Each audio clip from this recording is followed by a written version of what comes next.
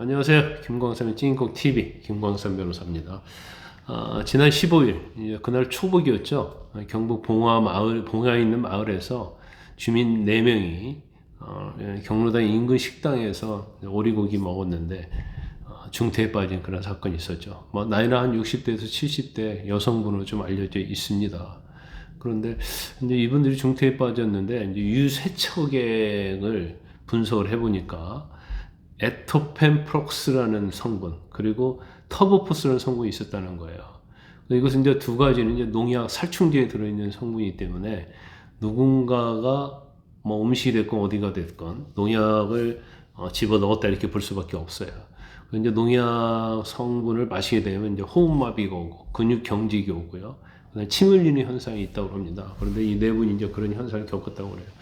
그러면 우리가 그 당시에 이제 오리고기 회식을 했기 때문에 이분들은 가장 늦게 왔다고 합니다. 5명이. 그래서 식탁에 그분들이 이제 한 자리에 앉은 거예요. 근데 뭐 이분들이 어떤 분이냐면 그 경로당 여성 회장, 부회장 이런 분들이 왔다는 거예요. 그래서 이분들이 앉았던 식탁에서 먹은 사람들만 중태에 빠졌기 때문에 그 식탁에 있는 오리고기에 농약을 넣은 것이 아니냐 그랬는데 새로운 주장이 나왔어요. 이 네 분이 식사를 하고 나서 바로 자리를 옮겨서 경로당에서 커피를 마셨다는 거예요.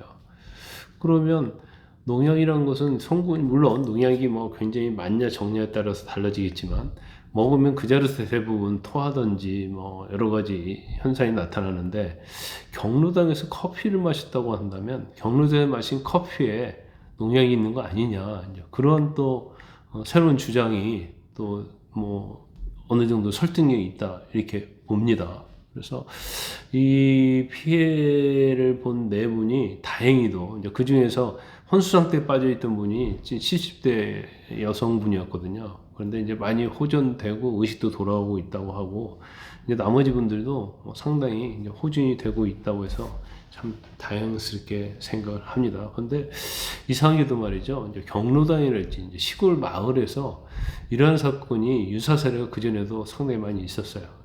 여러분들 농약 사이다 사건 아세요? 2015년도에 상주에 있는 마을에서 있었는데 마을 회관 냉장고에 있는 사이다를 마신 거예요. 그래서 할머니 6명 중에서 2분이 이제 숨졌죠. 4명은 굉장히 많은 상해를 입었고요. 그런데 이제 수사를 해보니까 그 당시에 이제 화투놀이를 하다가 굉장히 다툼이 있었다는 거예요. 그래서 거기에 앙심을 품고 마을 회관 냉장고에 있는 사이다에 농약을 집어넣었다는 거죠. 그래서 이걸 마시고 이제 뭐 2분이나 사망을 했단 말이에요. 그래서 이건 수사로 밝혀졌어요. 그래서 농약을 탄 사람은 무기징역 선고를 받았습니다. 그 다음에 2016년도에는 이제 청송에서 농약 소주 사건이 있었어요. 그래서 2명이 농약 소주를 먹고 1명은 숨지고 1명은 중태에 빠졌는데 그때 용의자가 있었죠. 그런데 이 사람이 용의자 분명하다고 경찰은 보고 이제 거짓말 탐지 조사하려고 했는데 이 사람이 거짓말 탐지 조사 전에 음독 자살을 해버렸습니다. 그래서 결국은 그 사건은 이제 미국에 빠졌고요. 그다음에 2018년도에는 포항에서 고등어탕, 농약 고등어탕 또 사건이 있었어요. 고등어탕을 끓인 거예요. 그래서 그 중에 한 분이 미리 한번 맛을 딱 봤는데 그 맛보고 나서 이제 구토 증세가 일어난 거죠. 뭐 결국 고등어탕에 누가 농약을 탔네 이게 된 거예요. 그래서 또 수사를 했는데 밝혀졌어요. 그래서 그 사람은 징역 3년형을 받은 걸로 알려져 있습니다. 그리고 저희가 볼 때는 시골에서 뭐 화투를 치던 다툼 아니면 뭐 어르신들끼리 서로 감정 싸움 그런 것은 있을 수 있고 다반사잖아요.